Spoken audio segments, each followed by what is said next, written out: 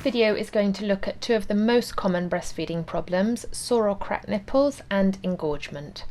Sore and cracked nipples are almost always caused as a result of poor positioning of the baby at the breast, and if you can sort out the positioning, you'll probably find that the soreness improves and the nipples have a chance to heal.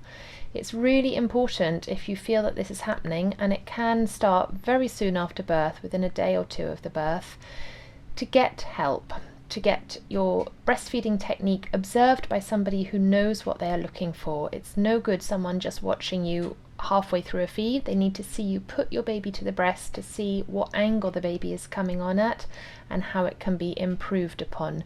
Sometimes even a really small adjustment can make an enormous difference, not just to how it feels for you, but also to how much milk your baby is able to take.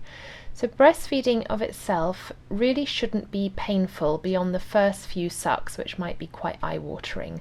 If it continues to hurt, there is a very good chance your baby isn't well positioned, and in that situation you need to take them off the breast and start again. Even if your baby gets cross, it's much better to get it right early on and to avoid problems later. So if you do have very sore breasts, you may find that using nipple shields is a helpful short-term solution, just to give your breasts time to heal without the pressure of the baby sucking directly on them. But in the long term, they are not such a good solution because they can reduce the amount of milk that your baby receives, as they have to suck harder to get the milk through the shield. So I would really recommend either going to your midwife if it's within the first few weeks after the birth, or if you're no longer under midwifery care, if you're in the UK, you'll be passed on to a health visitor, and then if they've got experience and knowledge about breastfeeding, hopefully they will be able to help you as well. The other very common problem is that of engorgement. Most commonly this occurs on about day 3 when your milk comes in, i.e. changes from colostrum to more mature milk, and there's a lot more of it.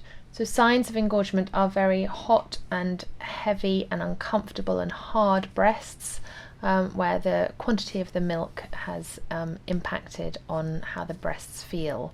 So the key here is to try and empty the breasts as much as possible by allowing your baby to feed for as long as they want to on each side, as frequently as they want to.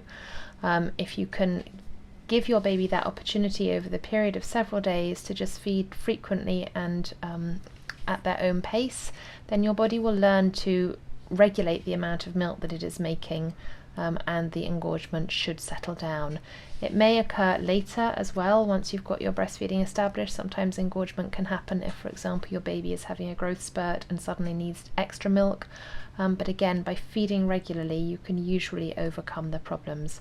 But once again, if you're uncertain, do seek help from those trained in breastfeeding. So whether it's health visitors, midwives, or lactation consultants, hopefully you'll be able to find help out there. The first 6 weeks of breastfeeding are often very, very challenging. It can hurt more than you expect. It can take longer than you expect. You may have doubts about your milk supply. But if you can get through those first 6 weeks, there's a really good chance that your breastfeeding journey will be a very successful one.